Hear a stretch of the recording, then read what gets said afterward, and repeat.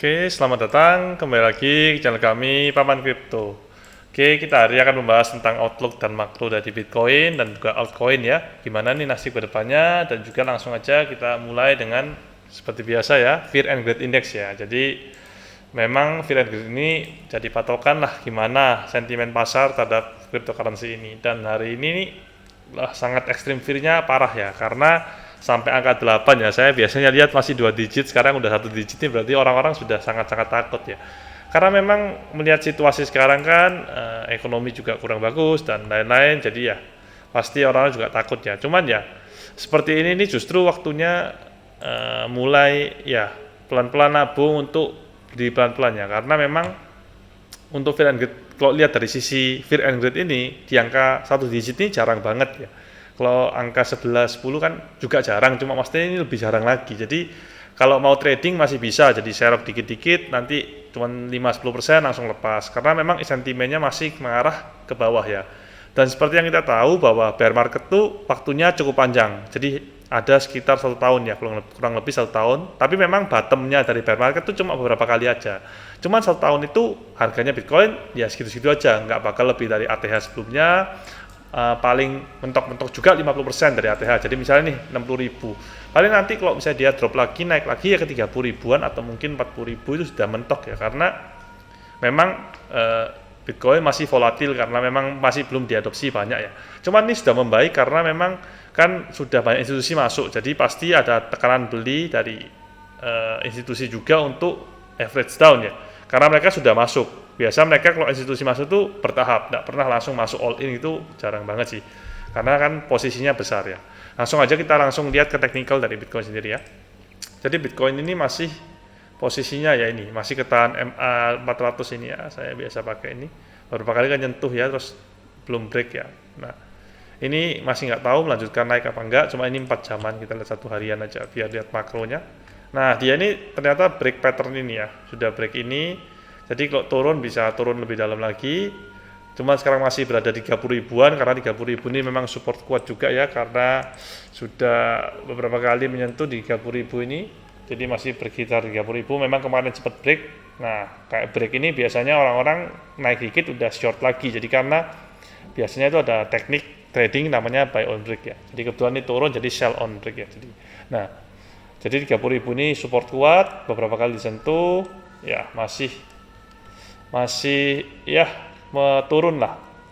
Dan juga memang kemarin tuh sempat ada yang kalau percaya dengan moon phase ya, jadi kayak sirkulasi dari astrologi lah anggapannya. Itu memang kemarin memang tanggal itu kan ada memang mau dam ya, karena ada full moon kalau nggak salah. Jadi kalau full moon tuh turun, kalau new moon tuh naik, seperti itu. Cuman naiknya memang nggak ada targetnya ya, memang kita tergantung percaya hal yang mana ya. Kebetulan Paman ini kan kalau technical trading ya trading biasa ya, jadi pakai chart aja, nggak pakai yang seperti itu.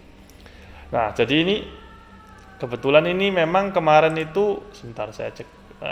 Nah, ini ada divergence ya. Ini bagus banget buat trading, kalau Paman suka banget kayak gini, 4 jaman. Ya. Ya.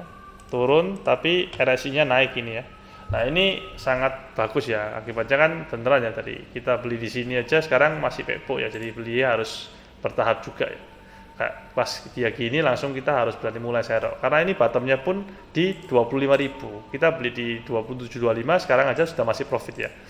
Oke, kita langsung aja melihat. Nah, jadi Bitcoin ini pasti biasanya mengikuti pasar saham juga ya. Jadi pasar saham di Amerika itu Dow Jones dan juga Nasdaq itu sedang merah, lumayan dalam juga. Ini kita lihat ya.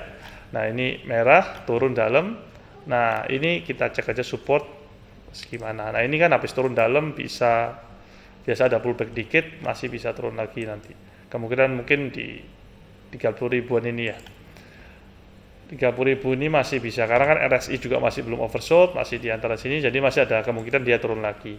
Ditambah lagi Bitcoin juga masih belum menyentuh target Paman ya. Paman kan biasa pakai target di weekly, ada MA 200 ini. Nah, ini kalau MA 200 ini waktunya mulai dollar cost averaging, jadi beli Bitcoin atau altcoin boleh, mulai serok pelan-pelan, nabung terus, karena biasanya setelah menyentuh MA itu selalu mantul ya. Ini beberapa kali mantul, sudah sempat paman jelasin juga di beberapa YouTube sebelumnya. Nah, memang sempat terjadi ini sampai MA 300, cuma memang ngekor aja. Jadi ya tetap makanya paman bilang untuk mulai nabung lah di angka segitu, karena memang bottom ini kan ini pas dulu ini 3.600, setelah itu naik terus dia ternyata bottomnya di 5.000 kan. MA-nya karena naik terus, karena MA itu kan moving average, jadi harga average selama 200 hari, kalau weekly berarti 200 minggu sebelumnya, seperti itu ya, jadi logika dari MA itu ya. Nah, memang sempat sampai turun ke 3.900 lagi, cuman ini kan MA 400 jadinya, cuman kan masih ngekor ya, dan langsung selalu mantul di MA ini. Jadi paman rasa MA 200 ini jadi patokan yang sangat bagus untuk mulai beli, mau beli 20%, 30% boleh, dan seterusnya langsung mulai menabung terus selama bear market terjadi, karena kan bear market ini lama ya. Kalau kita lihat nih dari habis bottom ini sekali dari 2018 ya, 17 Desember sampai dia MA lagi ini di Maret 2020 ya, pas Covid crash lagi itu. Kalau sebelumnya lagi juga kita lihat, nah ini ya di Januari 2015 sideways terus sampai ya ini sudah mulai naik sih pelan-pelan, karena kan kemarin Covid makanya mungkin eksepsional, jadi harusnya kita harus mulai nabung di ini 2015 sampai halvingnya. Biasanya mau halving ini naik, jadi halving itu adalah per Bitcoin itu yang di mining rewardnya dibagi dua lagi, jadi tambah sedikit lagi, jadi tambah scarce ya, jadi tambah langka lah anggapannya seperti itu.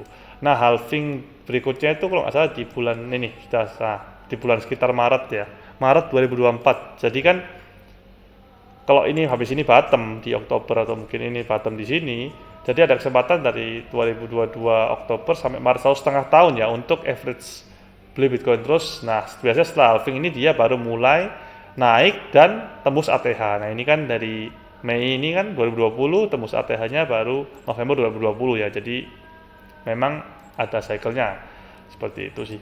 Jadi ya ini harus diperhatikan. Pertama perhatikan pasar saham dulu, pasar saham dari luar negeri gimana, karena nggak bisa dipungkiri karena kan sekarang Bitcoin sudah dipegang banyak institusi. Jadi kalau pasar saham itu crash dan Bitcoinnya nggak seberapa crash, ada kemungkinan mereka itu jual Bitcoin untuk menutupi kerugian dari pasar saham tersebut, karena kan mereka melihatnya sebagai satu company ya, satu company kan diversifikasi, ada beli Bitcoin, beli Ethereum, atau mungkin beli saham, beli apa macam-macam. Nah, jadi itu yang ditakutkan. Nah, memang banyak rumor bahwa memang ini katanya sudah bakal resesi ya. Cuman ya kita nggak tahu gimana, cuman memang tanda-tanda sudah banyak, dan di YouTube juga mulai banyak ya orang-orang yang menjelaskan tentang ini. Kebetulan paman bukan expert di sana, jadi kita bahas dikit-dikit aja. Jadi ya itu tips dari saya sih, lebih cek dari situasi makro dunia, terus dan juga cek pasar saham dunia ya, karena nggak bisa dipungkiri bahwa memang pasar saham Amerika ini sangat berpengaruh terhadap kripto juga ya, karena institusi kan di sana banyak banget. Jadi kalau ini memang diperkirakan bakal turun lagi, jadi memang ada kemungkinan Bitcoin juga bisa turun lagi. Di sini paman kasih indikator ada 3, yaitu MA 200, 300, ini 200, 300, dan ini 400 ya. Dan ini MA yang weekly ya, jadi jangan sampai yang daily, karena nanti bakal beda angkanya. Jadi di 22.000, 16.000, dan 12.000 untuk saat ini. Tapi untuk kedepannya pasti ini naik terus dan tambah tinggi. Oke, kita langsung lanjut aja, lihat cek-cek cryptocurrency ya. Nah, ini ya, banyak banget yang sudah tergerus ya market cap-nya ya. Kayak ya Chainlink ini juga bagus ya, coba kita cek ya, karena dia ini Oracle. Nah, oke, kita lihat. Nah, dari all time high Chainlink sudah turun 54 ya, 54 sudah turun 90%. Nah, memang kebanyakan altcoin itu bakal turun 95% ke atas ya, biasanya seperti itu. Jadi ini berarti sudah dekat-dekat bottom ya. Jadi kalau misalnya memang kalian mau serok, boleh. Jadi paman rasa untuk pelan-pelan nabung dikit-dikit boleh. Nah, ini juga turun dari bottom. Kita coba cek yang lain ya. Tadi ada yang lain, mungkin Stellar nih, kayaknya bakal rame nih pasukan Stellar juga ya. Sudah turun berapa banyak nih dari bottomnya? Oke, kita cek 0,3 7 dia. Sudah 86%. Cuman ATH-nya ternyata tahun dulu 2018 ya, dia belum sempat break ya. Belum sempat break ATH. Sudah turun 80% ya. Jadi memang kurang lebih bakal turun drop banyak gitu ya. Kita cek lain lagi ya. Jadi banyak lah koin-koin altcoin yang juga masih bagus, yang turunnya signifikan juga ya. Bisa jadi peluang lah anggapannya ini. Jadi saya rasa sih top 10 koin tetap harus punya, dan kalau mau agak resiko ya top 100 koin punya tapi lebih dikit ya di portofolionya. Jadi misalnya 10%, 15% itu adalah yang beresiko supaya dapat cuannya juga lebih banyak ya. Tapi kan kalau misalnya hilang, masih ada koin-koin yang top 10 yang kemungkinan hilang tuh memang kecil ya. Kecuali Luna, memang kemarin ada kejadian yang sangat buruk ya, itu sedih sih melihat seperti itu ya, karena itu kan impactnya juga bakal besar. Dan Cardano sendiri juga turun udah dari $3 sampai sekarang 86%. Padahal ini top 10 koin ya. Ini artinya ini ada peluang besar ya untuk 4 tahun 5 tahun kemudian ya. Seperti itu. Oke, jadi sekian untuk makro dari Bitcoin hari ini. Semoga jaga-jaga, semoga jangan YOLO juga, tetap Dior ya. Ini juga paman ngasih info juga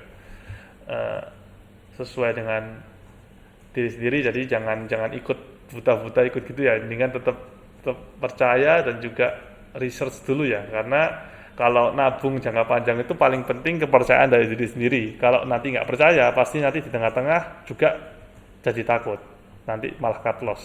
Nah seperti itu.